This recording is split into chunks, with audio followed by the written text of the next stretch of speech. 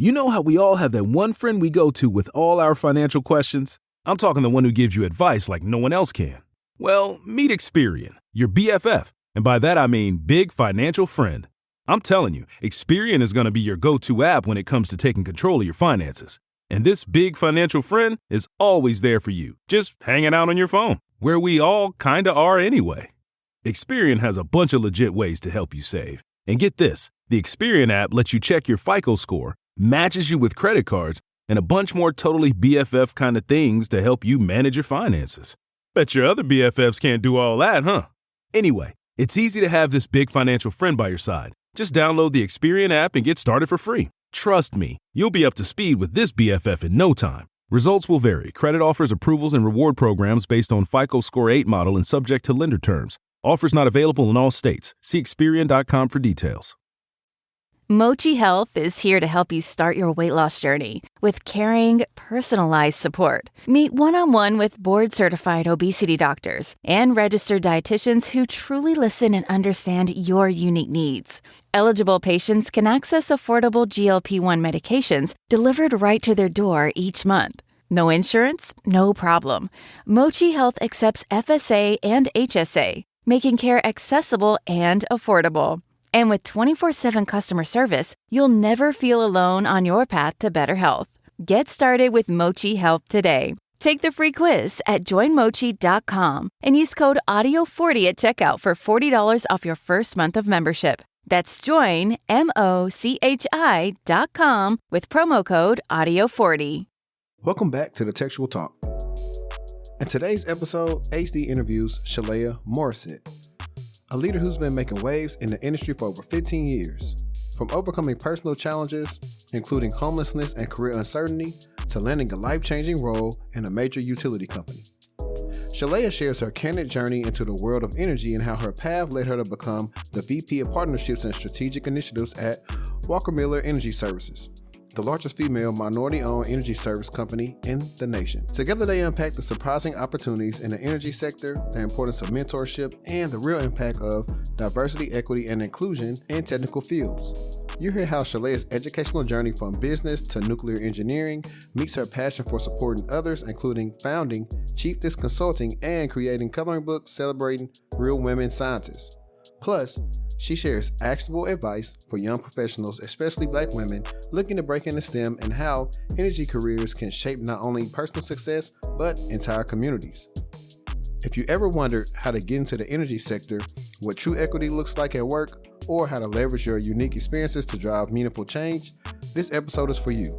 Get ready for an honest, energizing, and inspiring conversation you won't want to miss. Enjoy the show. Welcome back to the TechTual Talk podcast. I'm your host, HD, and got another episode for y'all. But first and foremost, if you're listening on Apple Podcasts, Spotify, or any other podcast streaming platform, please follow us, leave us a review. It'll really help us out. And if you're still watching right now, just hit the like button. Now, this guest has came all the way from Boston to be with us today. We tried to do this remotely. It didn't work, so it was meant to be that we do it in person. But we have none other than Miss Shalaya Morissette. Hey. How you doing today? I'm good. Thank you for having me. So, I didn't get a chance to give you like a Shannon Sharp intro where you list off all the accolades of like everything they have going on. But could you introduce yourself to the listeners? Yeah, it'll be lengthy, but I'll try to keep it as concise as possible. That's fine. Most folks say, "Oh, where'd you go to school? What are your degrees in?" And so, I have a bachelor's degree in business. I have a master's degree in education. I am in my last course for finishing up a second bachelor's in nuclear engineering. I have been in energy for the last 15 years. And so I started with a major utility company in the Northeast, and then I transitioned to teaching and working at the utility company. I was doing a lot of nonprofit work, all the goods, which led me to working for the U.S. Department of Energy down in D.C. Today, I am the Vice President of Partnerships, Strategic Initiatives for Walker Miller Energy Services out of Detroit. It's the largest female minority-owned energy services company in the nation. That's the goods. Outside of that, I'm a mom. I'm a sister to 3 crazy brothers. But more importantly, I started a company called Chiefess Consulting Group, which I was able to develop a coloring book featuring amazing women in my life. And so it was really to just showcase real people, not just the typical big names that we all know of, but really scientists, women that are just incredible that I think people should know. Nice. Thank it. Do you have it? Do I have one with me? I don't have one with me, but I can give you the website, all the things. Okay. Yeah. Perfect. For sure. Now, that's a lot of stuff. That was a lot of stuff, yeah. But I know we briefly talked about, I guess, like, we'll go to the intermediate period between like after school and figuring out what you want to do post school. Like, what was that like for you? I was a hot mess. I graduated and I got married while I was in college. And I graduated and got divorced. And I was homeless. I had nowhere to go. I went from Georgia back to the Northeast, and I had to live with my brother, who was in a one-bedroom apartment with himself, his girlfriend, a dog, my stepdad, and my baby brother, and then me. And so I was sleeping in a crawl space, and I said, okay, to be competitive in this market, I need a master's degree. I'm not taking out any more loans. And so I was very, very targeted, and I said, I'm going to go work in higher education and get the degree. That's exactly what I did. And so with that, outside of that, strategic initiative that I started, I did everything. I worked in a pharmacy. I worked in a tanning salon. It was anything to make money to get myself out of the situation. That's what I did. Then a friend of mine who I had met at the pharmacy came in one day because I was still working 2 jobs, even though I did start working in higher education. And he said, you should come to this job fair. I'm like, what are you talking about? He said, come and work with National Grid. You'll get in. You got your degree. You're a shoo-in. And so I got all dressed up and I'm at work. And my best friend who I'm working with at the time, she's like, you got an interview? Where are you going? And I said, I do. Do you want to come with me? So we take our lunch break and we go to this career fair. They like her and they don't like me. And I'm like, you took what I thought was going to be life-changing. But I love her. And so I was happy for her. And I called the same person and I was like, yo, you said that I was a shoo-in. Like, help me out. And so he made a call and got me an official interview. I take the real interview. And before I got to the parking lot, they made me an offer I couldn't refuse. I didn't know how much money was involved with energy. I had no plans to go into energy. Once I got in, I was discovering this mammoth that is utilities. I mean, they are the gatekeepers to everything. We're all going to pay an energy bill. But there are so many nuances, so many pieces to the machine that I had to learn everything. It was exciting. It was really, really exciting. So, and what's more interesting about the story is that my best friend, unfortunately, the woman who raised her, passed away the weekend before her interview. And so she didn't do well in the follow-up interview, and she didn't get the job. Well, I got the job. 3 months later, I stepped into a leadership role, and they said, we have to backfill your position. And I said, oh my gosh, you already interviewed her. It wasn't a good time. Can I bring her in for an interview? Yes. Go through the process. She gets the job. So now we're both in energy. She's still in energy, which is my favorite part. But it was sort of the divine intervention that I thought it wasn't going to work out, and it totally did. And it changed our lives. Nice. So funny you say that. Like, when you think about it, like, nobody really thinks about energy, but it's like, it's one of those things that's always going to be here. Always. And it's like, you rarely see, like, I can't recall anybody I think about outside of you and others about working in energy. So when you say it was a life-changing offer, like, I'll give you real numbers. Yeah. Yeah, I think I was making like $44,000. Their offer was $90,000. Mm-hmm. Yeah. That's life-changing. That'll do it. Yeah. I couldn't believe it. I went into the office, to give my 2 weeks notice, and I'm all excited. And I loved my boss at the college. And I said, Mark, I got to show you this. I give him the letter, and he says, all right, what are they offering you? I tell him, and he's like, I can't even come close. Most colleges are nonprofit. They can't afford you at that level. And he says, I want you to do it. I want you to do it well. Go forth and do. And so the 3 months later, when I hire my friend, she was also at the college, remember? And they're like, okay, enough of this. You're like, taking everybody. You're taking everybody. She had been there for like 16 years. And so this was a big deal that we both left. So in the energy world, you don't realize what's happening around you. But for the last 20 years, it's been this massive push with new technology. So everything that you think of in terms of the really complex systems, that's all there. But it's a business. It's finance, it's marketing, it's all the things. It's a massive operation in all the ways. So there's a place for everybody. You just got to look for it. Yeah. And so in your specific first like energy role leading into the leadership role, what was like your job function? Oh my gosh, I was doing permitting. So I was essentially responsible for getting a permit to open up a roadway to basically either put in new pipe for natural gas or to repair piping. These utility companies, although they own what they call the asset in the ground, they don't own the road. So you've got to get permission to get to your stuff. I was responsible for 26 different cities for all the communication, to talk to them and say, hey, this is what we're doing, but also in communicating with the folks in the field. So being able to talk to them and say, we don't have a permit, what can we do? Customers would call us, they're upset, they want a new line. Then you're dealing with the engineering folks, and they're like, I don't care what you have to do, get a permit. Then there's all the paperwork. Now you're in energy and you're supposed to be as efficient as possible in terms of saving the environment. We were still dealing with paper. And so I stepped into this role and I was like, okay, we gotta figure out a way that we can eliminate all this paper.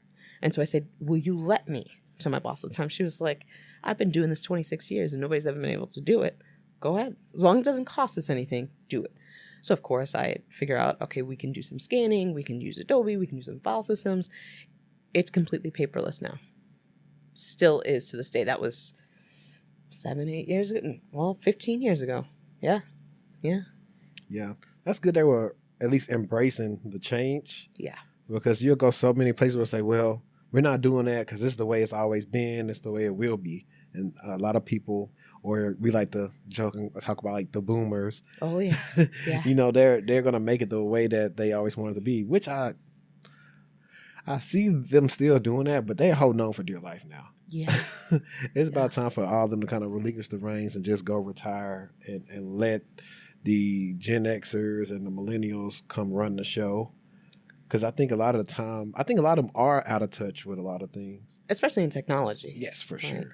I'll give them that. But I don't want to devalue their contributions, because some of the things that I learned from the older generation, or folks that had just, I'll call them legacy, folks that this was their only job and their entire career was at the utility company. They really showed for me the mistakes that were made to get us where we are today.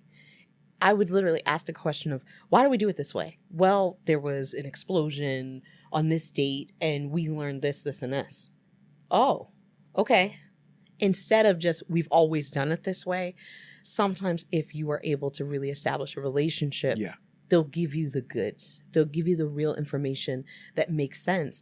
And it's usually undocumented when it correlates to a system or a process. It's just, we learned, we do it this way now, and most people will adopt that this is the way it is. Agreed. So what are some things that you took from education into the energy industry? Oh, gosh. I'll tell you one thing that I was surprised about first, because it's hilarious.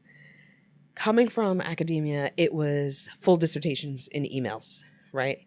When I got to the utility space, people would put their entire email, like the body of the email, was in the subject line.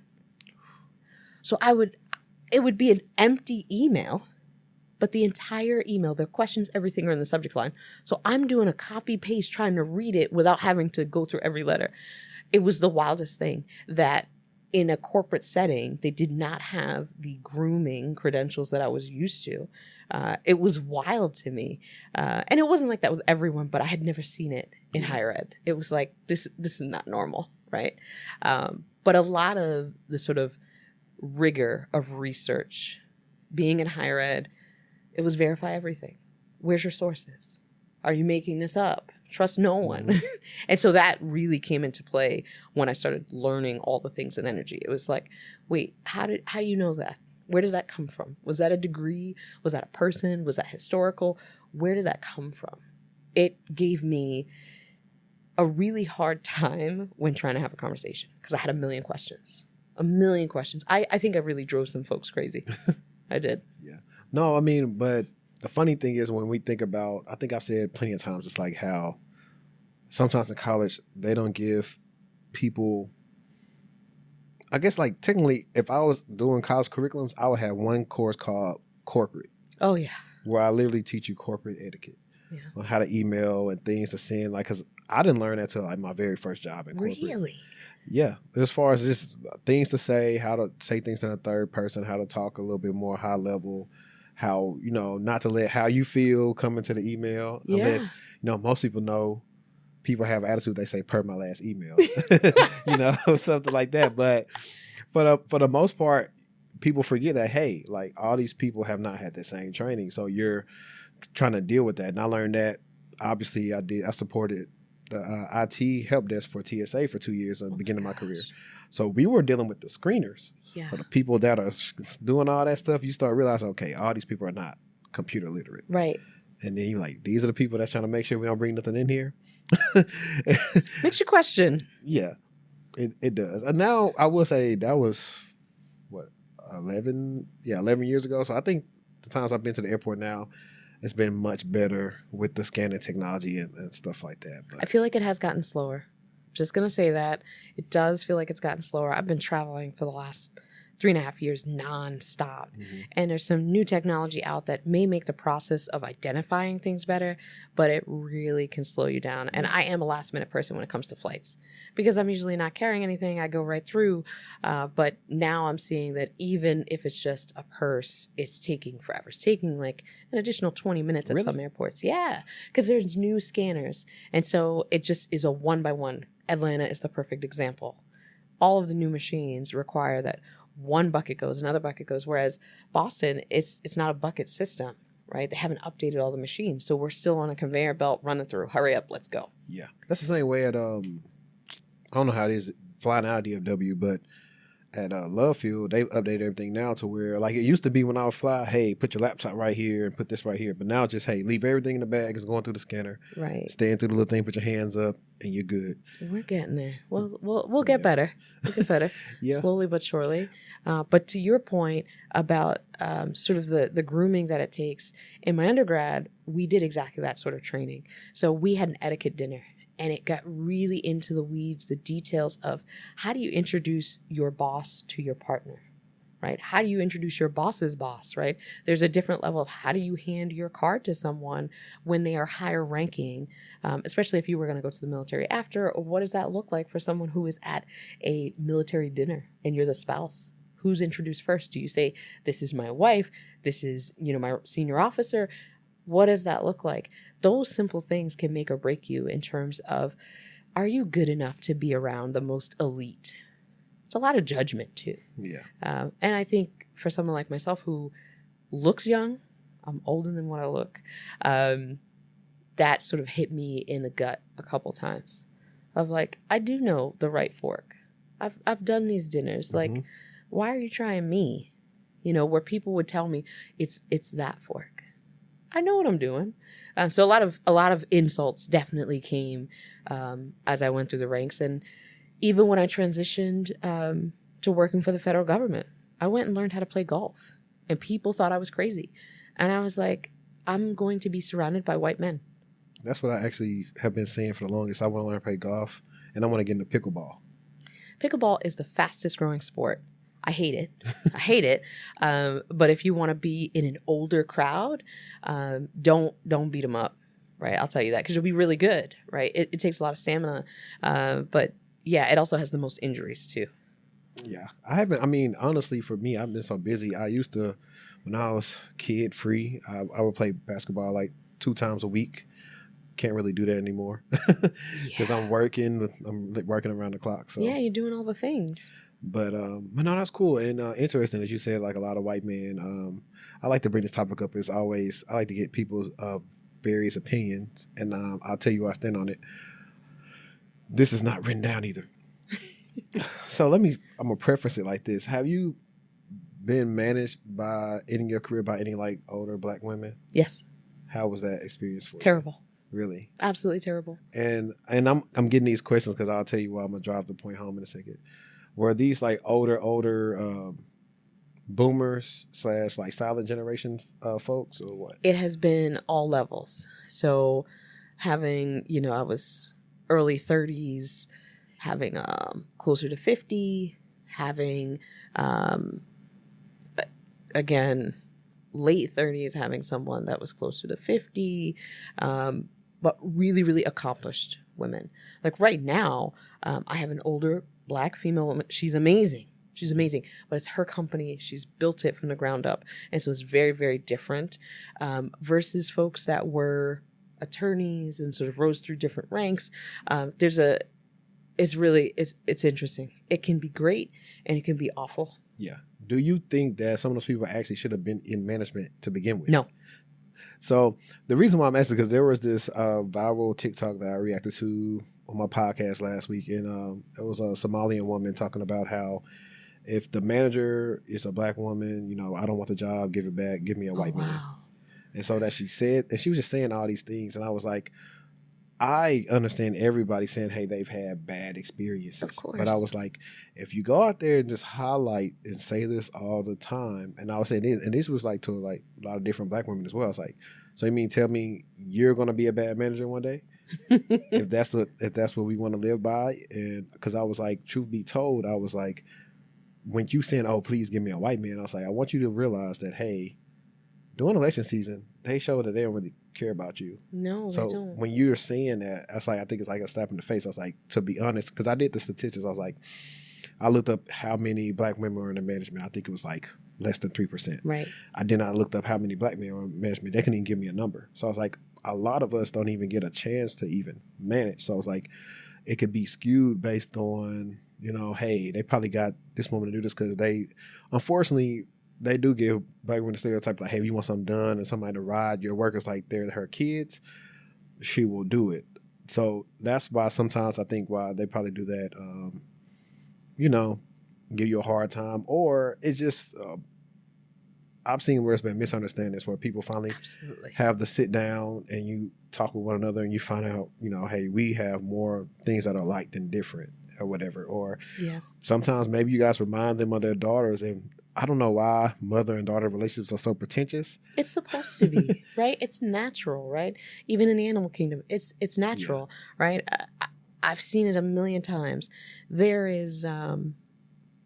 are different methodologies that you can step into that sort of management situation. You can fly under the radar. You can use the 48 laws of power. Don't ever outshine the master.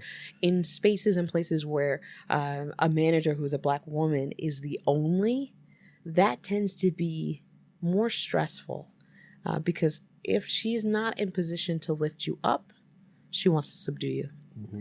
That's where it's just not healthy. That's why a lot of Black women say, nope, I don't want to do it. Versus I've been a manager and I can give you in a team of 10 the broad spectrum of opinions about me, right? We do these 360 sort of evaluations of tell me how terrible I am. And I've gotten, Shalaya is the most supportive manager I've ever had. I've got direct feedback that says I've never seen a Black woman support Black men and mean it in the way that you do. And then I get the opposite end of she doesn't know what she's doing. I could do her job. She's not as good as everybody says that she is. And that comes from someone who has been in that role for 30 years, right? And maybe they could have done it better, but you didn't apply. And so you are then upset that I got the job. The reality is I didn't give myself the job. Yeah. Somebody chose me. Right? Mm-hmm. Somebody saw something in me I clearly qualified for because it's dangerous to give somebody a job that they're not qualified for. And so you get this wide range. For me, I like leading from behind. Most people don't like public speaking. I happen to be very good at it. And so I've always been put in that sort of position. That breeds a different type of hate. Because either people say, I want to be able to do that, and you make it look easy, and I want to be you, and they don't realize how difficult it is, or they think this is like an overnight success sort of thing. They think she didn't work for it.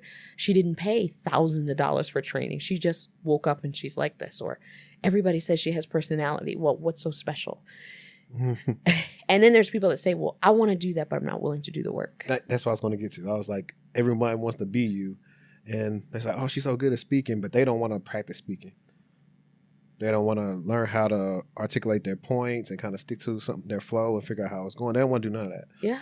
But they want to do what you want to do. Yeah. And I also was going to add the fact that I was to bring the point home was about, I said, you guys realize like there's already a disparity of us in the workforce. And a lot of times we're not getting hired because we're just not the right hue.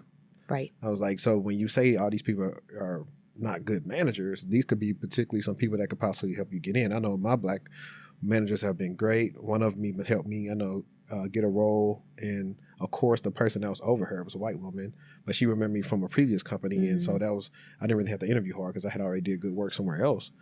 But one of my best managers is a white woman. Still to this day, me and a couple of my friends, all of us had her as a manager. It's like, yeah, she's the best, but I'm not out here just saying, oh, please give me a white woman. I'm just I'm just doing everybody's like their own isolated thing. And like even me talking about like I've had a Black older man that's around my dad's age as a manager, great manager, good guy. It's individual.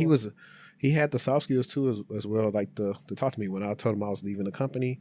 He was like, I'm not surprised. He just knew because he had kids that was around my age. So I just think everything is nuanced, and sometimes people don't even look at themselves to figure out like, hey, was I a hard person to even manage?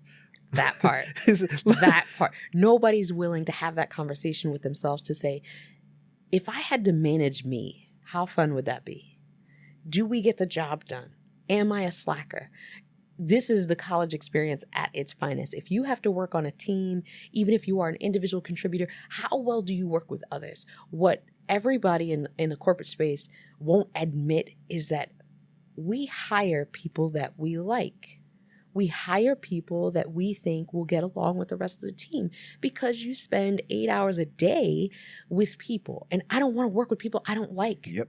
If I have to, if I inherit people that I just innately say, I really don't like this person, I'll deal with it. I'm not going to treat you any differently, but I'm also not going to invite you to come hang out with me later. I'm not going to maybe dive in and really get to know you. But that's the reality. Everybody says, well, I'm qualified. You being qualified doesn't mean that you're the right fit. And that self-evaluation of how well do I work in teams? What am I willing to do? Do I just have a bad attitude? Because nobody is real enough to say, you know what? I'm a Black woman and I'm not going for all of the BS and I'm going to tell you about yourself. Nobody wants to manage that.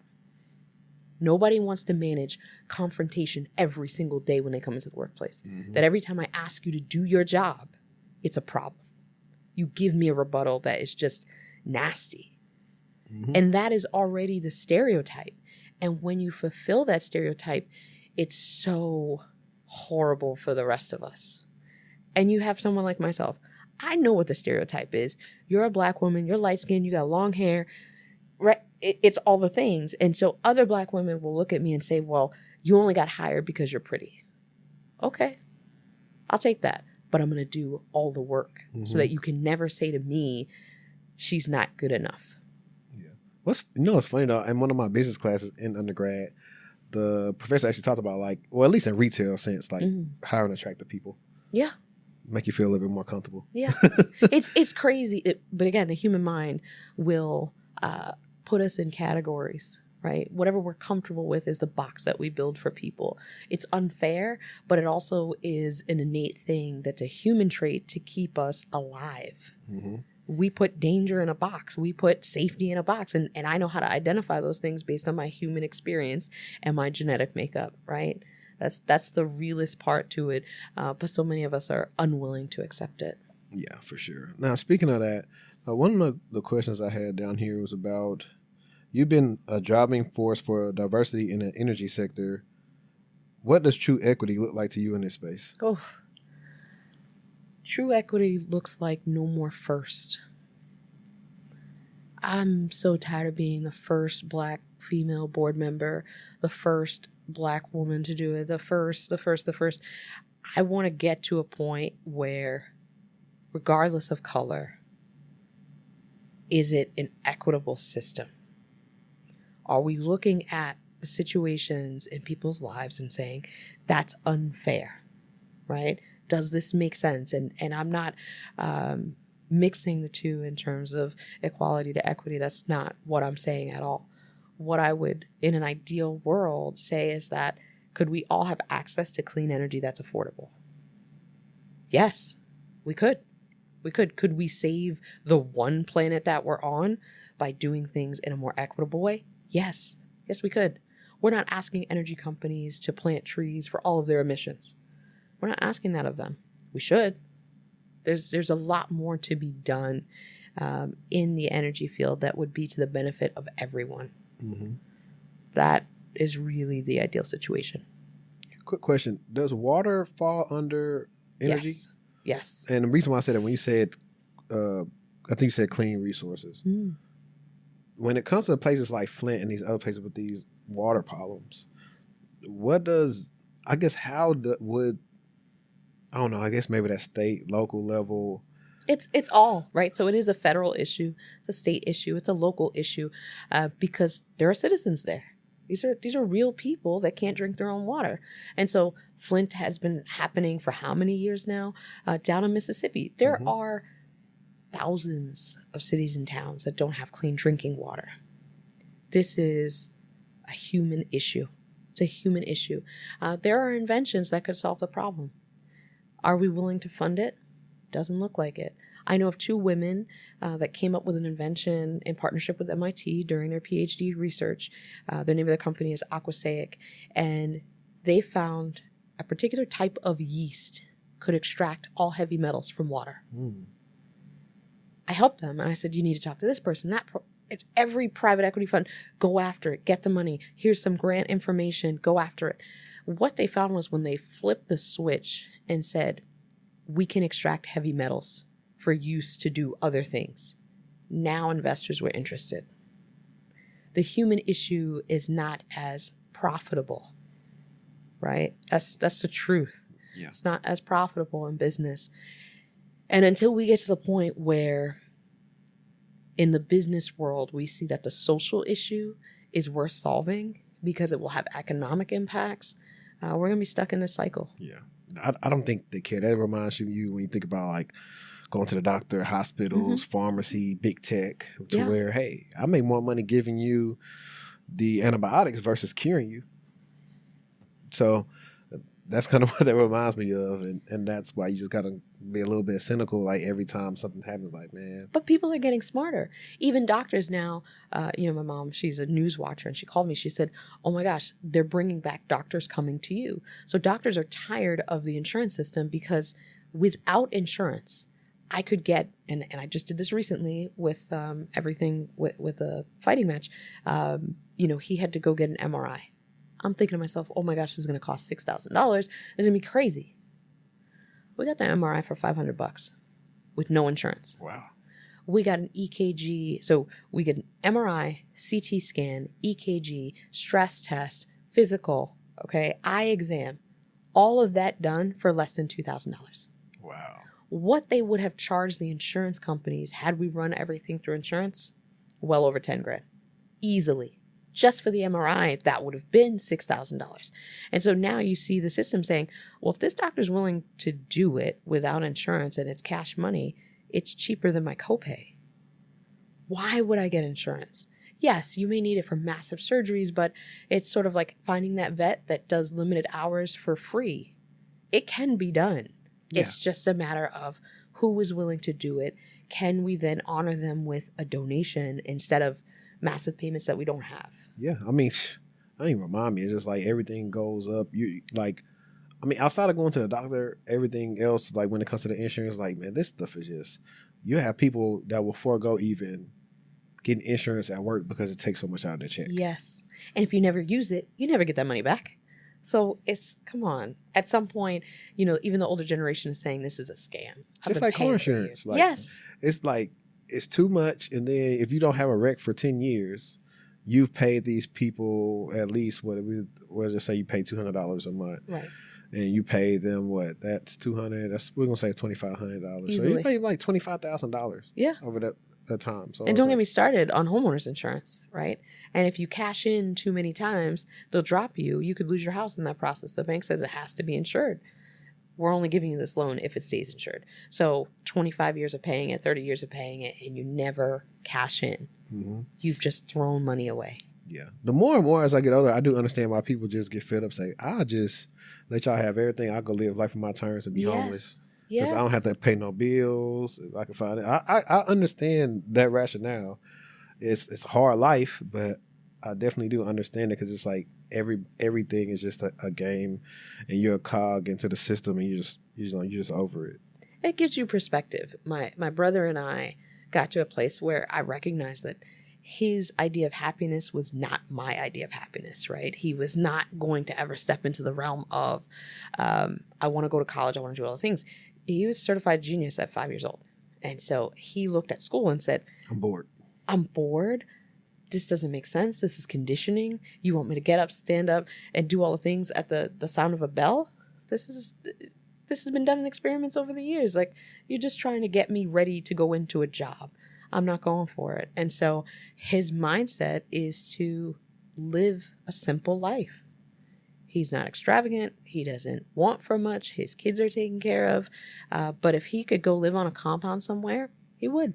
Yeah, he absolutely would. I totally understand. I think I said that in I forgot a couple episodes a while back, but we were talking about one of the big things on social media was about, why you see a lot of black men in school and all these other stuff, and you start seeing how it's not really catered to boys and these other things, and how boys learn differently, but you want them to kind of sit down all day. We need to be going to get our exercise, and honestly, it doesn't take 8 hours a day to teach all that stuff. It's it's a lot on top of kids are bad. These kids are, well, they're not bad. They're just not nurtured.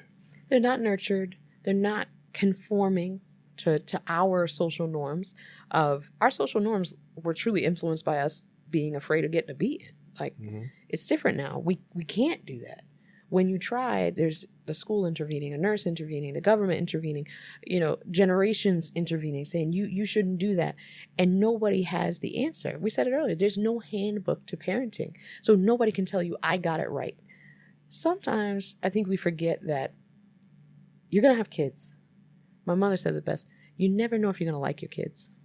You don't know if they're going to like you. You hope that they do, right? And so when you get them and you don't have them with the intention of raising assets to society, tends to go a little left, right? The philosophy for so long that we've all heard is that I only have to raise you until you're 18. Get your stuff and get out at graduation. Figure it out, not my problem. There's a whole generation that was their philosophy of 18 and I'm done with you.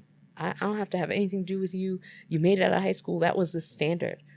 Today, we're seeing more people say, you have to go to college. But we're not telling them that, oh yeah, you should probably consider a trade school. Because I don't need another engineer. I need a plumber. When they're knocking at the door and I need them for $400 an hour, I'm mad that I have this engineering degree, but I can't understand how my toilet works. There's this theory of the disillusion of knowledge. We think we know how things work, and we have no idea. It's the simplest things in our lives that we know how to use. We don't know how it works. And so we are failing our children in a lot of ways by saying, only pursue college. Don't even think about trade schools, even for high school. We're not exposing them at a young enough age to all the technical pieces of life. Yeah. Even then, I just think, truth be told, if we go back to how it used to be, college wasn't meant for everybody. It wasn't. It's only supposed to probably meant for a couple of kids. Yeah.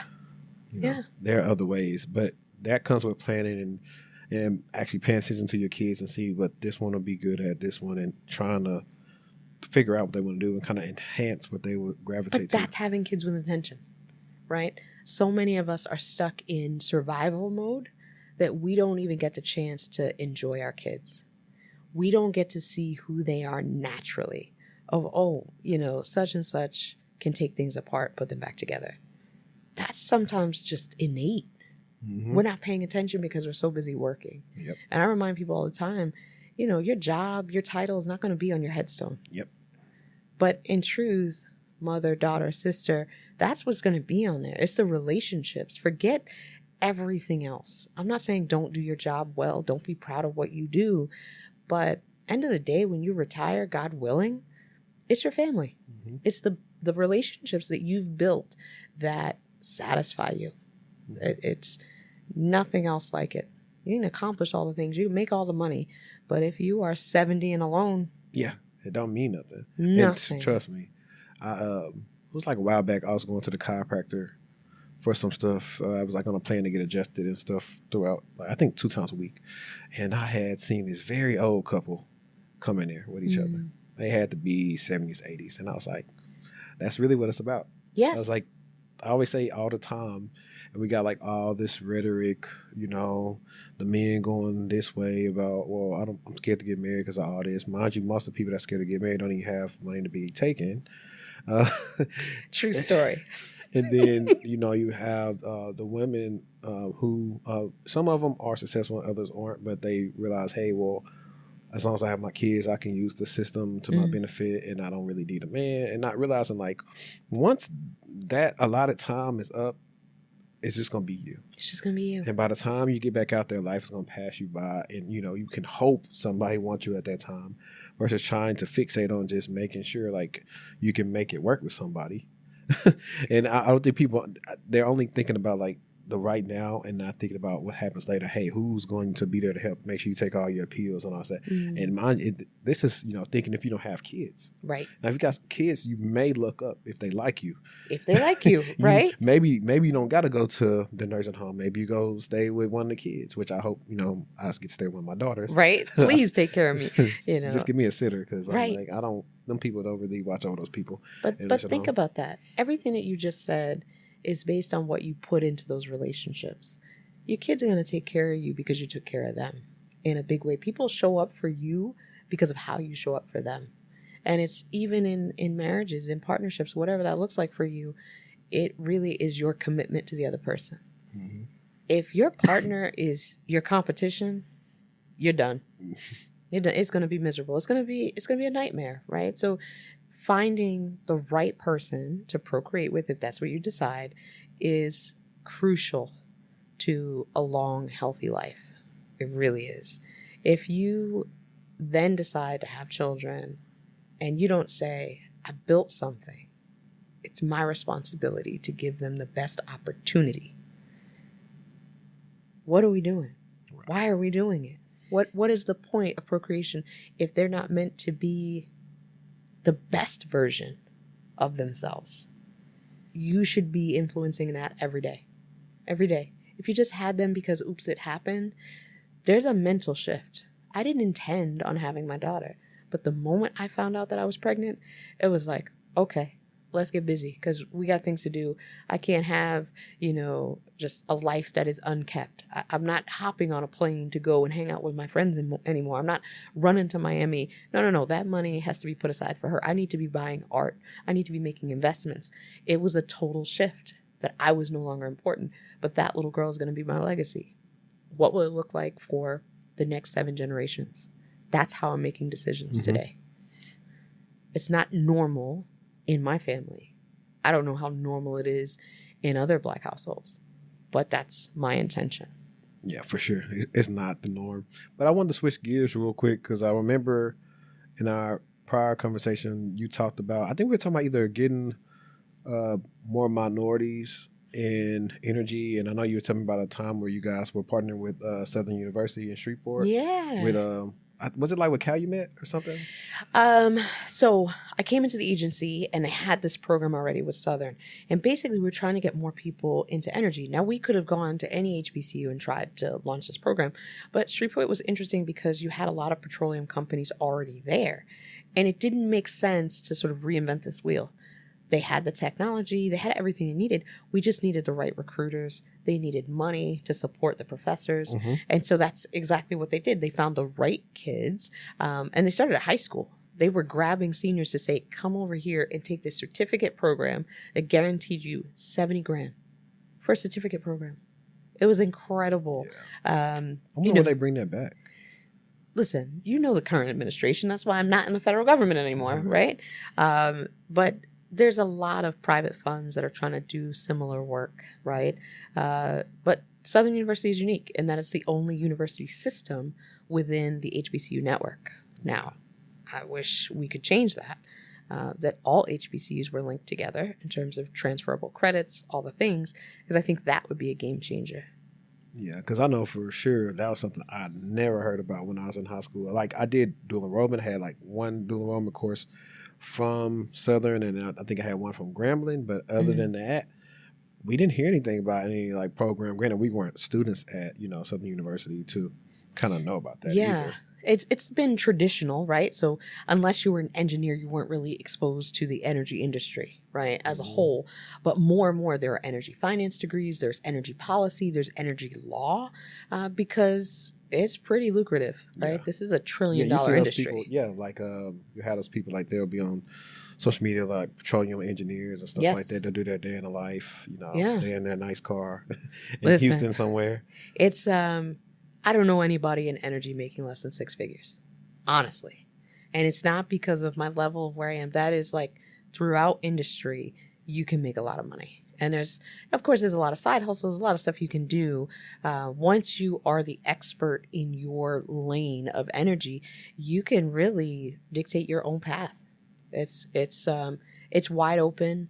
I think that we're losing great minds to other industries. And so I'm hopeful. Yesterday I was up at Dartmouth College, and there were folks there, all minorities, and they were all studying different areas of energy, chemical engineers, material science, PhDs. I mean, these folks were just so focused on inventing things and doing research that mattered that I walked away with hope of, okay, it's not all lost. It's not all lost.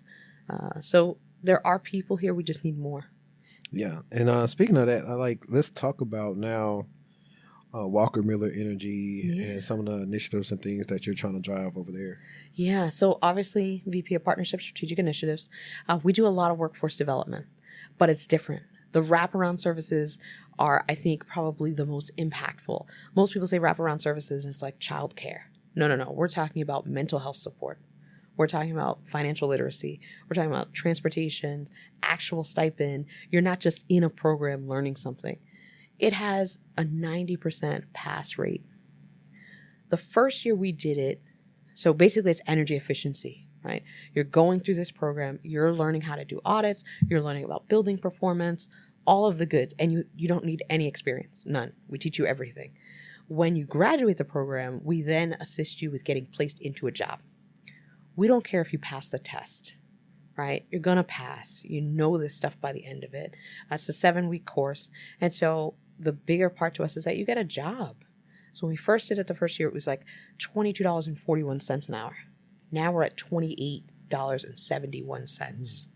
That's a big change. Yes, it is. We are committed to ensuring that 40% of the cohorts that we bring through are from Detroit, because that's where we're headquartered. And we also know that there's a backlog of energy audits that need to be done in that area on multifamily homes. They're the most vulnerable because they can't say, oh, I think I want my energy from this, this, and this. And they're usually not informed enough to make that decision. And so when you see someone that looks like you, who's from your neighborhood, do this, inform you, you trust the systems a bit more. So that's just one of the program. The energy efficiency audits, we do them too, right? So we're in these homes doing this work. We work with what we call trade allies. And so they are contractors that we say, you're a good person, you do good work. We will recommend you, you become part of the roster. That's things like roofing. You can't get solar if your roof is getting ready to collapse, right? We can't recommend that and then sort of leave you hanging. So it's all the good. It's new windows, all of that. We use our partners to do that kind of work. Perfect. Let's see. So this is a good one. It seems like some interview questions for real. What does success look like to you in your current role as VP of Partnerships and Strategic Initiatives? Yeah, success for me in this role, at least in the first year, is 5 real partnerships that hopefully bring in about $10 million, right? When I say partnerships, I mean the non-traditional. It might not be a utility company. It might be a Google. It might be data centers that, you want to upgrade some of these buildings. If you're coming to Detroit, or if you're in some of our service territories, Minnesota, right, Philadelphia, that area, you're going to come into those spaces. We want to be the providers that you come to and say, can you do this energy audit and tell us what we really need to do, right? That's, for me, the non-traditional partner that I'm looking for. Is like, how do we work together? How do we set the standard for industry in what most people are not thinking about energy has anything to do with, right? People think of data centers and we think computers, not realizing they are a massive energy burden. Yeah. And speaking of that, with all the claims about AI is going to be a massive energy burden. Yes. It already is. It already is, yeah. So it's just like, that's one of those things too, where from an energy standpoint, is that a area for growth as well to support that? Absolutely. Yeah. I mean, there's layers to this in the general population's understanding of AI, right? Department of Energy has supercomputers. They've been in competition with all the other private entities, and people don't realize what they're used for. They've largely been used for computation, right? These mathematical equations that we as humans haven't been able to do, that's what they've been doing. But now they're processing data, large amounts of it. And so understanding that the more computation that we do, the heavier it's going to be on the energy grid. The water for cooling. We talked about water a second ago. Where are you going to get this water? How are you going to bus it in and out? How are you going to keep it cool? Because in turn, right, it's really about keeping all of these servers cool. If they overheat in temperatures like 105 in the Northeast that we're not used to right now, we're going to have problems, right? And we are so reliant on AI right now. The studies that we're doing of people being lazier because of AI, right? And we, a long time ago, I'd say more than 10 years ago, we lost the art of writing. Yes. Right? Now we get something that can do the work for us. What does that do to our workforce? It's a ripple effect. AI definitely has a use and place in our society, but it can be detrimental if we let it sort of take over the fundamentals of what it is to be human. Yeah, for sure. I think that's where a lot of people are looking at it in the wrong way. And then that just made me think, I know technically you're not with the federal government anymore, but when you bring up things like AI, water, overheating, and I think about the grid, when you were there talks about them actually trying to figure out, okay, we need to be more secure? Yes, because 100%. Like if we go down, because it's like a top-down approach. I think I was talking to her about that over there, about AI and how everyone's thinking about AI first, but not about securing AI and make sure it is doing what it's supposed to do, so governing it. And so also tying this back into making sure that the grid is protected in a way that it can withstand these different cyber attacks that these countries are trying to do. Because just, I think 1-2 seconds of no, energy anywhere, right, could be detrimental. It happened in Spain. Yeah. Right? Here in the U.S., it was like, what do you mean? What's happening in Spain? The entire country lost power for hours. People were trapped on trains. You think about something like that happening to one region here in the U.S., how many people will die? How long can a hospital last on backup power, right? Yeah. Nobody ever considers what happens to our prisons if there's an outage. Yes, they have backup power, but for how long? Yeah. Like, funny enough, the way that I also know about that is because the guys that I work with with my business stuff, they are in Portugal. And so I was like, hey, we currently don't have power right now. We'll hopefully have power by, tomorrow or the day after that. And I was like, well, you guys hopefully be safe over there. Yeah. But like, nobody thinks about it because like, I didn't finish watching the show, but on Netflix they had this show called 0 Day. Yes. And so you start seeing like everything flash. Like just think about those things malfunctioning. Not even going on wrong, but malfunctioning, how many wrecks you're going to have. How many wrecks are, everything that we do is based on energy. Right? Just because you don't see it, it's not, touchable, feel. You turn the light switch on and you expect the power to come on, right? That's about as far as we think as a typical citizen in the U.S. But when you are trying to function in life, energy is the most vital thing. You cannot function without it. And when you think about even more of what we have in our banks, right? The average household has $400 in the bank. That's not enough to sustain if things go really bad, right? And so while I was at the agency, Biden, he issued an executive order. Don't ask me what the number is, but he issued it to say we need to figure out how to govern AI. And so every agency had an AI office. Then that sort of stemmed into, okay, how does this technology, because it was new, as it related to energy, sort of impact all of this money, right? How do we ensure that the grid is protected? Do we use AI? Do we test it? Do we unleash it, right? Because we could. There was also an element to say, how do we harness it? Like, how do we really use it? And that was probably top of mind for a lot of the national labs doing research. And those supercomputers came into play. When I went to go see one down in Virginia, it was amazing. Like the operation 24 hours a day to keep this thing going, and that regular people could have access to it, right? You can fill out a form and say, I want to run this program on these servers. I mean, it was phenomenal that we had this kind of resource, but it was also pretty dangerous of what you could get AI to do, because what are the protocols to stop it, right? How do you tell it something horrific like, I want you to shut down this area of the grid and override yourself because I'm the one telling you to do it, right? This was done at the Pentagon. Yeah. Right? And so everybody was like, oh my gosh, that was sort of the genesis to Biden saying, knock it off. We got to figure this out. Who's going to own it, right? Yeah. And so it was a good thing. I don't think we really, in such a short time frame, were able to really leverage the information that we had at the time. I'm hoping that work is continuing. I doubt it. I know that the initiatives now are energy security. That usually leads to some sort of scare. Temperatures like this, extreme heat, we're not ready for it. We're not prepared. Yeah. Trust me, down here, I think, they're bullish, and Texas was doing their own thing and not using the grid everybody else was using. And that's why people were having, power surges and different. Hey, make sure you only have your air on this because of this. I'm like, oh my gosh, well, it's hot. I mean, it's blazing hot. This is not a normal heat, right? And it's not like you all are surrounded by water in certain parts. And that's what I'm saying. You go even further south, it's more humid. Yeah. Yeah, I don't know how you do it here. And we're struggling. Like I said, we got a heat wave right now of 100 degrees every day for 5 days. My AC broke just the other day. Central air is down. We are scrambling because there aren't enough technicians to come out and help. So there's this, again, there's a ripple effect to not understanding the systems that are operating around you. You only think of energy when it doesn't work. I need people thinking about energy now. Yeah. For sure. So, I know you mentioned your company, Chiefess Consulting. What type of things are you involved in right now with Chiefess? Yeah, so, taking on a new role kind of sort of subdues it a little bit, but I am looking to release the second edition.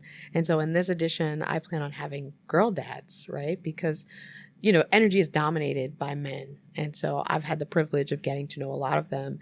And girl dads are different, right? Girl dads, they get the insight to say, I can't believe my daughter's going to make less money because she was born a girl.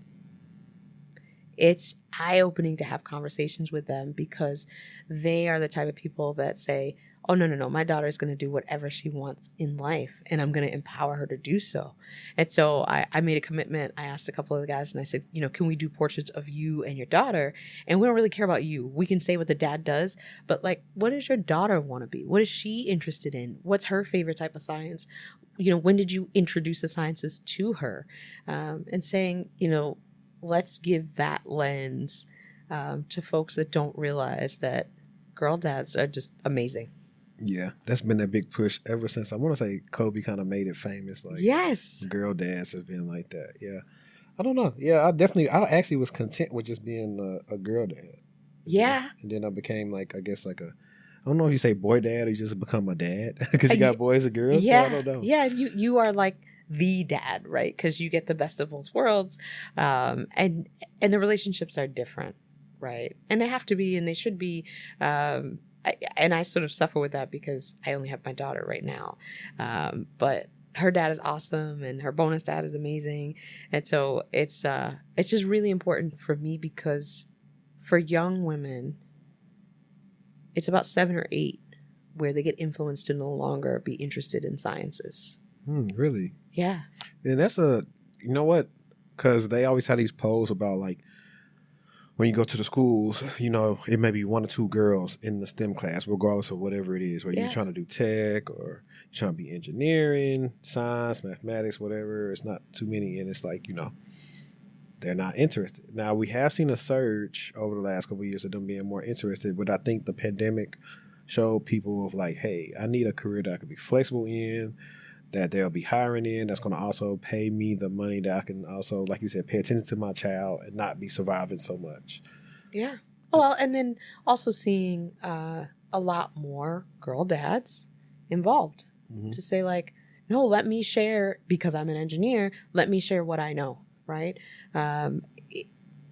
Your dad pouring into you is just different. Of course, it's beautiful for moms. I'm not knocking any of that. But when you see a dad explain something, I'm not going to call it mansplaining, but explain to their daughter or just to a little girl, there is like a difference in your voice, in your tone, that makes us listen with much more focus, right? It's like when your dad yells at you, it's very different from when your mom yells at you. Right? It's just different, at least in my household. I think it's mostly that's why the women are like, hey, why are you yelling at them? It's right. Well, they need to listen. They have to listen, right? But when you raise your voice, it's different. And so when you are talking to a little girl and saying, here's the knowledge that you need, they listen so attentively. And when they get it, it's like magic because they feel empowered, right?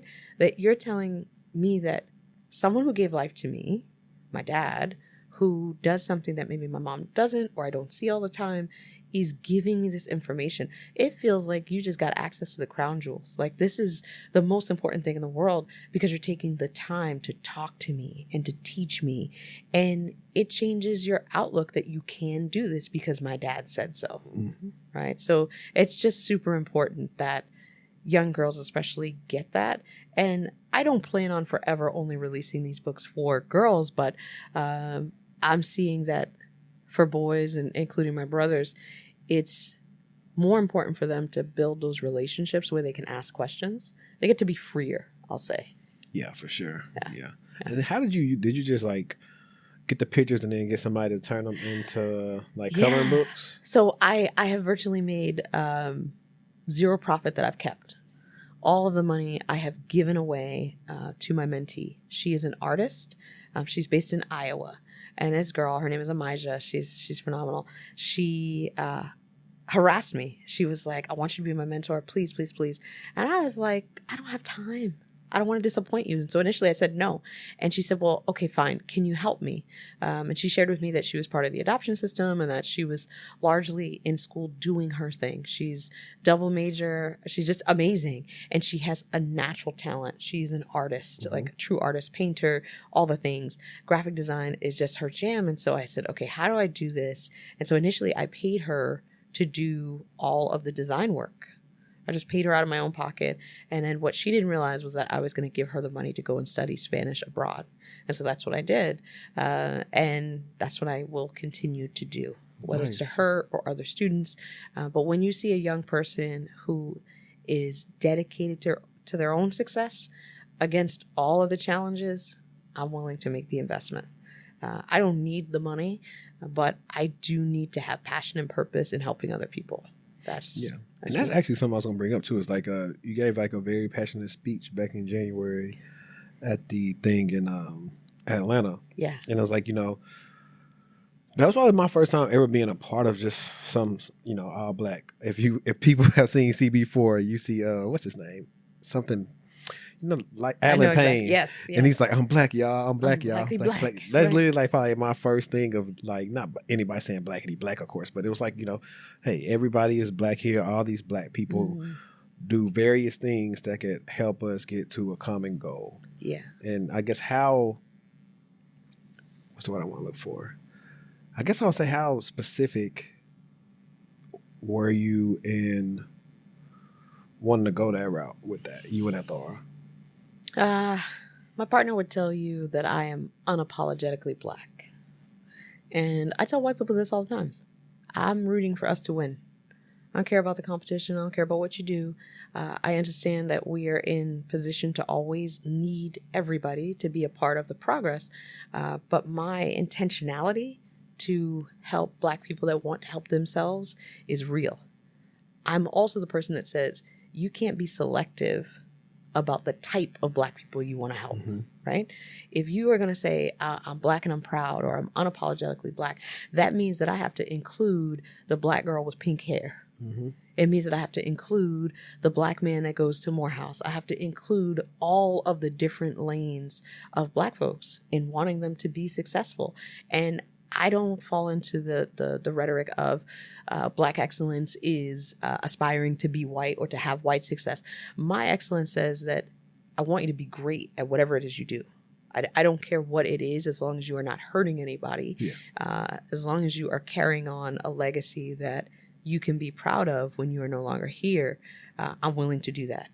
So passion is an understatement when I say I support Black businesses, I support Black people, I support people that are investing in themselves and others, where ego is thrown out the door. If you are unwilling to collaborate, you should find somebody else to work with. Yeah, for sure. And the funny thing is, like, when you were earlier, you're talking about tired of being the first and this and that. Like, truth be told, because the way that they didn't teach our history the right way, that's why they always say the first to do this and that. But if they kind of teach history before slavery and everything else, you'll find out, like, we're not really the first to do all this thing. It's just they're trying to make it seem like that, because, like, who you think taught you guys all the stuff that you know and the stuff you've been doing wrong?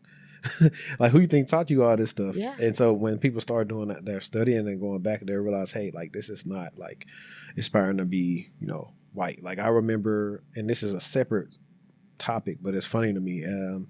It goes like into history and like how you view things from a child lens versus getting older. You had the story of Pocahontas. And you had these people telling these people they were savages. Meanwhile, these were actually civilized people over here governing their way of life. And you guys come over here and mess it up and get people sick and kill people because you're the actual savages, don't even know how to clean yourselves correctly. So it's like, it's all about who try to paint the narrative of what and try to make people feel like what is and what is not. It's like, oh, you're talking white. It's not that. I mean, it was probably a period of time I was like binge listening to a lot of Time and Soul, and he was making the correlation between how Black people talk to, I think it's somewhere like in Europe or Britain or somewhere where they do all the same things, like we be doing this, right, you do that. Right. So it's like it comes from somewhere. So it's not just like technically like ghetto. It's like it's just different. Yeah. and that's how people are trying to like paint the narrative of like, if you like, of course there are pockets of us, we know how to put our interview voice on. Of course. We know how to, hey, we playing dominoes in space with the family. We know how to talk like that. We know how to do whatever because we're multifaceted. But don't try to say someone is wanting to be white because they want to talk, in this case, I'm doing loosely proper English. Right.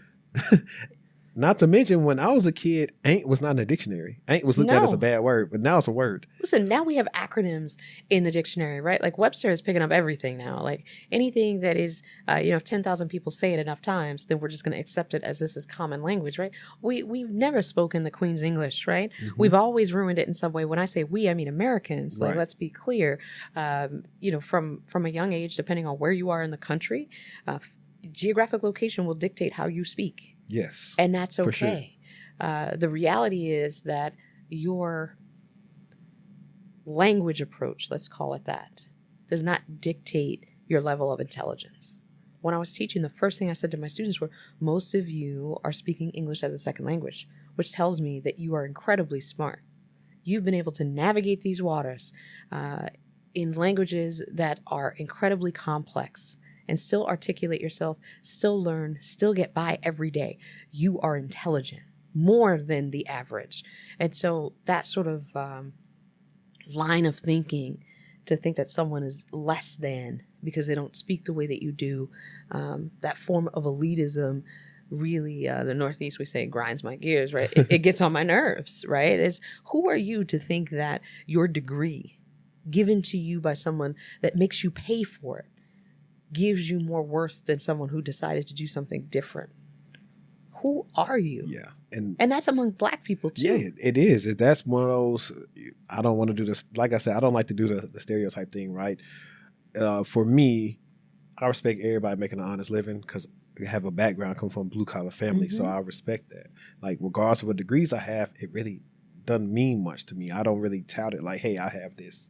It's only when I'm talking to somebody for a job or something, and they may be surprised, like they say, "Oh, you have a bachelor's," and I had to tell a recruiter, I said, "Well, I got a master's." She's like, "Oh, okay." I'm like, but other than that, it's nothing because I did more learning outside of school than I did actually in school, and so you'll have people. And women do it, men do it too, depending on where they're at. They'll flaunt those things like they mean something. They only mean something to you. They don't mean something to everybody. Because like you said, you got you got more degrees than a thermostat on the wall. Yeah. But you can't fix the AC. Right. So it's like, what is it? At that point in time, that degree is meaningless because it does not help you say, how do I get the AC back on? Listen, when my sump pump went and it was Easter weekend and I was down in that basement with boots on, pulling it, the degree meant nothing. It meant that you needed to figure it out. For me, your level of intelligence is problem solving. It's being able to find the resources to get it done. Because I know plenty of PhD folks that are dumb as rocks, can't function in day-to-day life. And so I never put that much stock in a degree because I know that it's really a commitment. Doesn't mean when you graduate with a degree that you passed with A's, right? It doesn't mean that you've truly mastered whatever it is that you were studying. It means that you did enough to get through it. Yes, for sure. For sure. So I have probably a couple more questions for you. One of them was going to be, what advice would you give to young professionals, particularly Black women looking to make their mark in STEM or energy? I always tell people reading is fundamental, right? But getting along is really important. Doesn't mean that you hide yourself. Some people ask me, like, when were you able to wear your hair out, right? This is a big question for Black women in corporate, right? And STEM in particular. When can you be authentically you? Let me help you understand. The corporate world doesn't want the authentically you because authentically you could be a bitch, right? But we want your authentic professional self in the workplace. Be that. If you have an issue with that, you're going to have to start your own company. Yeah. Right? Get over it. I don't know what to tell you, but corporate is not going to accept you being mean or rude or from anybody, not because you're a Black woman, but from anybody. They don't want it from a white woman. They don't want it from a Black man. They don't want it from anybody. So I would say the biggest advice is reading is fundamental. Opportunities are going to come in text, right? Read your emails, do your due diligence, and learn to get along and be your professional, authentic self. And understand that you got to hustle for your last name, not your first, your last name. When you start doing business and doing things in STEM that are planting seeds for a forest you will never see, you move differently. You make decisions differently. This is not for you. You might live 100 years. God willing, you don't work the whole 100 years, right? So whatever impact you're looking to make, do it with your legacy in mind. Yeah. Nice. And then I also was going to ask you too, how does somebody start like a career in energy? Like do they just go to like, for instance, your company? Do they just go look for careers? Like, yes. Is there a prereq that they have to go to school or what? No, because all right, if you want to be an engineer, yes, you're going to need a degree. We need you to understand some things. You can't be out here designing energy systems and have no background, right? So you're going to have to do that. But there are clerical jobs. We still have secretaries. We still have technicians where you don't need to have a degree to do these jobs at all. There are so many opportunities. And remember, you have different technologies. So you might be doing geothermal, you might be doing solar, you might be doing offshore wind, onshore wind. You know, the list is long for different types of technologies. So the opportunities are going to be there. You don't need a degree. You need to be willing to roll with change. Change will be your catalyst for success because it's constantly evolving. So you've got to have the mindset of pivot. All right, they're asking me to do this. All right, fine, I can do that. You know, set yourself up for success in that way. I would say sort of the best exposure would be starting at a utility company. only because utilities are the gatekeepers of all things in energy, right? There'll be the exception of, I want my own power grid. People don't understand that not every state allows you to generate power on your own. There are places in this country where you cannot collect rainwater. It is against the law. Look at Colorado, right? Can't collect it there. So utility companies would be the best way to get in, but any small company is a great start. They're usually incredibly passionate about energy, and you can learn a lot. Expose yourself to it, though. Like, get out and network. Get with ABE, which is the American Association of Blacks in Energy. They have over 40 chapters. There's one in every state, with the exception of some weird places in the country that you just won't find us. But your neighboring state or your regional president is happy to engage. And it's all volunteers that already work in energy. So they're happy to have you. Great. So I'll also ask you this is, what's one thing that I didn't ask you that you thought I would have asked you? Oh, something that you would have asked me. Probably about the work-life balance. Most people ask me about like the stress of having a high-profile position, being in places and spaces. Like, a lot of people have said, like, what's the worst thing that ever happened to you while in your career? You know what? I never thought about asking something like that. Because I know, like, this is off topic, but like I was on this on-site for work the other day, or last month, and like one of the questions they had us ask in the stand was like, hey, what's the most, boring thing about you or something like that? Like, it's just like a random thing, like a question to ask you versus like something interesting. It's like, hey, what's something boring about you? Yeah. People like the boring thing, if that was going to be the question, is like, I hate movies. Unless they're like action-packed movies, Really? right? You hate movies? I'm not watching them. You didn't see I Sinners? love TV shows. I did see Sinners. Okay. I said I was unapologetically Black. Come on. And I loved it. So, Me too. Yeah, thank you, Ryan, for creating that. I love TV shows because I like forming characters. I like getting attached to people, right? Like, you then start to identify those people in your head. And so the weird part about television for me is that I don't watch television. I listen to it.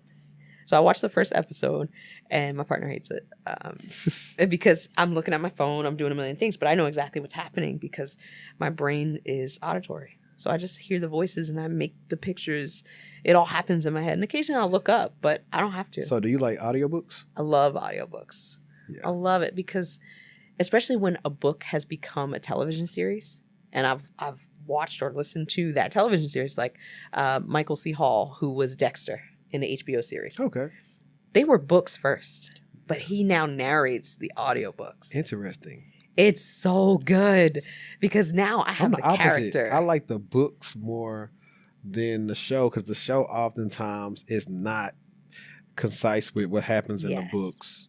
Because like I haven't really read any of his new books in a while, but I'm a Carl Weber fan. And so recently his family business seasons are like on Netflix now, and they're on BET. So they're waiting for the new season to come out. But the first episode is vastly different from the first book. And so you're listening to these things. Yeah. But the books are better because the books are better for Dexter. You can get with your imagination and reading the words on there. It's stuff that's a lot of times cannot be recreated on TV. I wholeheartedly agree. Which is why I own the entire Dexter series, and people are like, why do you like a serial killer? Because he kills bad people. Come on. Like, there's nothing else out there like that I've found. So I'm definitely that person that has a vivid imagination, which is sometimes scary because it means that I hold on to information that usually doesn't matter to anybody else. So like, I'm full of useless facts. That's what I say. Are you one of those people that knows a little bit about everything? Yes. Like, I'm pretty sure you enjoy Jeopardy. Yeah. It's one of my favorite shows outside of Golden Girls. Okay. Really? Yeah. I used to watch this day. both with my mom. Yeah. My grandmother. I'm like an old lady in the sense of like Jeopardy, Golden Girls, Matlock. Like, I'm old school in that way. Like, I'm watching Sherlock. What about The Price is Right? Yeah. Did you ever watch Supermarket Sweep? Yeah. Of course, because I wanted to be on that show with my mom. Did. Like, come on, getting, the $25 hams and come on. That was an amazing show. They need to bring that back. Inflation is real. Yeah. I don't know. They could try to do it. But what's next for you? And then after what's next for you, how can the listeners like keep in touch with you? Yeah. So what's next is progress in this current role. What's next is really continuing to educate, right? I'm an educator at heart, and I want people to understand the energy system and where we're going, even where we've been. Energy justice communities are real in this country. People are still having to decide between food and paying their electric bill, right? And so sometimes when you reach a certain level in life, you forget that people are struggling, and you become, detached. And so I want to remind people that you might be okay, but poverty comes for you in the middle of the night. It's a car accident, it's an illness, it's a fire, it's anything. So don't forget that there are still people that need your support. They need your help. And that comes with equity. Really, it does. So that's what's next, is continuing the push for equity and energy. Nice. Yeah. And where can they follow you at? I am on Instagram. I'm pretty active. So it's at Shalaya M. So ShaLayam as in Morissette, which is my last name, like Alanis, no relation. I am on LinkedIn. There's no other Shalaya Morissette. So if you type me in, I'm there. I tried the TikTok thing. I just can't get into it. Threads, I'm there, but I don't engage with it too much. But probably Instagram and LinkedIn is where you can find me. I'm super responsive to email. So if you send me a note on LinkedIn, I will say, here's my email address. Shoot me a note. I am very responsive to email. Yeah. Okay. And then for Chiefess, it's chieftessconsulting.com. Perfect, guys. So if you want to check her out, and if you want to check her, do her jump ropes out, go check her out on Instagram. Yes. But this has been another episode of TechTual Talk. Like I always say, let's stay textual, and we out. Peace.